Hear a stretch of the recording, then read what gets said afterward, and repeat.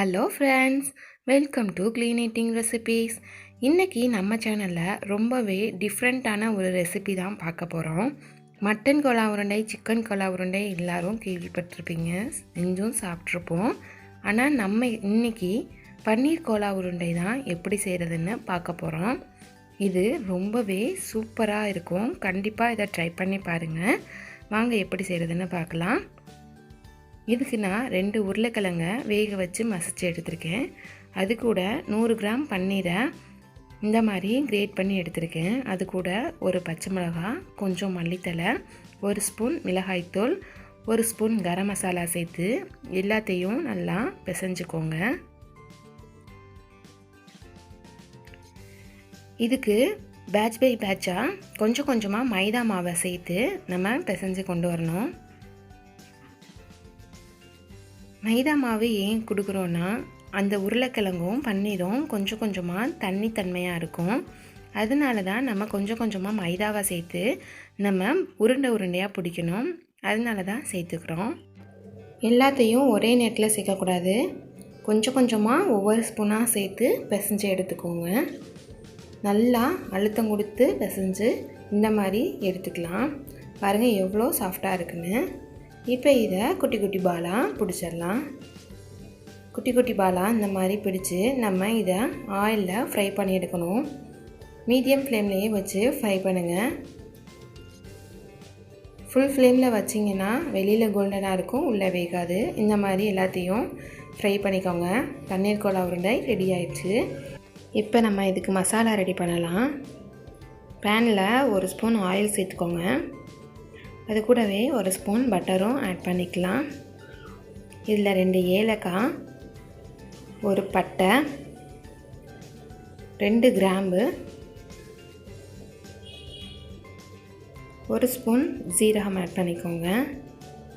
அது கூடவே ஒரு 10 போல் மிளகு, 1 வெங்காயம், 2 தக்காளி மீடியம் சைஸில் எடுத்துருக்கேன். பெருசாக இருந்தால் 1 எடுத்துக்கோங்க. 1 ஸ்பூன் இஞ்சி பூண்டு பேஸ்ட்டு, 10 போல் முந்திரி ஆட் பண்ணி எல்லாத்தையும் நல்லா குலைவாக வேக வச்சுக்கலாம். அது கூடவே அதுக்கு தேவையான அளவு சால்ட்டையும் ஆட் பண்ணிக்கலாம். 1 ஸ்பூன் சால்ட்டை எடுத்துருக்கேன். அதையும் ஆட் பண்ணி எல்லாத்தையும் நல்லா குலைவாக வேகிற வரைக்கும் வதக்கி எடுத்துக்கோங்க. இந்த அளவுக்கு குலைவாக வசஞ்சு வரணும். இப்போ நம்ம இதை மிக்சியில் போட்டு கிரைண்ட் பண்ணி அதை வடிகட்டி நான் எடுத்திருக்கேன். வெங்காயம் தக்காளி வதக்கின அதே பேன்லையே 1 ஸ்பூன் ஆயில், 1 ஸ்பூன் பட்டரை ஆட் பண்ணிக்கோங்க. 1/2 ஸ்பூன் மிளகாய்த்தூள், 1 ஸ்பூன் மல்லித்தூள், 1/4 ஸ்பூன் மஞ்சத்தூள் ஆட் பண்ணி எல்லாத்தையும் நல்லா கலந்து விட்டுக்கோங்க.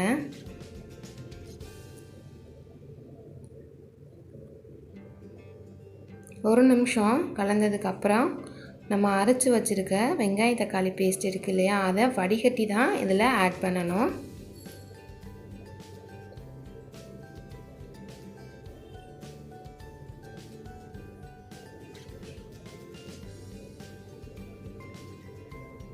இது ஒரு நிமிஷம் கொதிச்சதுக்கு அப்புறமா இதில் நான் 1 ஸ்பூன் டொமேட்டோ கெச்சப்பும் ஆட் பண்ண போகிறேன்.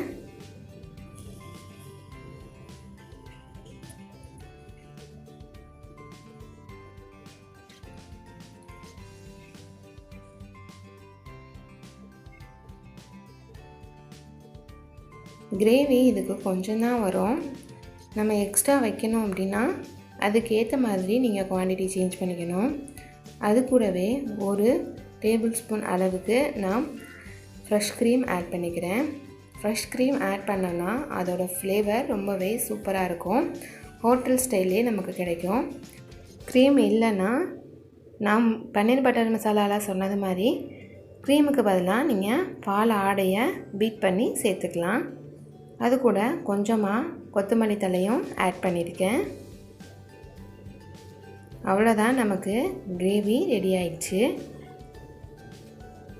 இப்போ நம்ம செஞ்சு வச்சுருக்க கோலா உருண்டையை ட்ரேயில் செட் பண்ணுறோம்.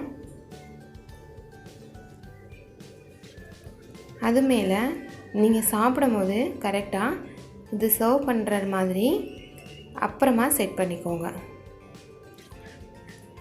ரொம்பவே சூப்பராக நமக்கு பன்னீர் கோலா உருண்டை ரெடி ஆயிடுச்சு.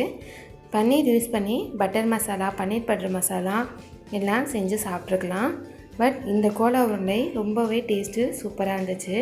கண்டிப்பாக இதை ட்ரை பண்ணி உங்கள் குழந்தைகளுக்கும் செஞ்சு கொடுங்க. எப்படி இருக்குன்னு மறக்காமல் கமெண்ட் செக்ஷனில் கமெண்ட் பண்ணுங்கள். இந்த வீடியோ உங்களுக்கு பிடிச்சிருந்தா லைக் பண்ணுங்கள், ஷேர் பண்ணுங்கள். மறக்காமல் நம்ம சேனலுக்கு சப்ஸ்கிரைப் பண்ணுங்கள். தேங்க்ஸ் ஃபார் வாட்சிங்.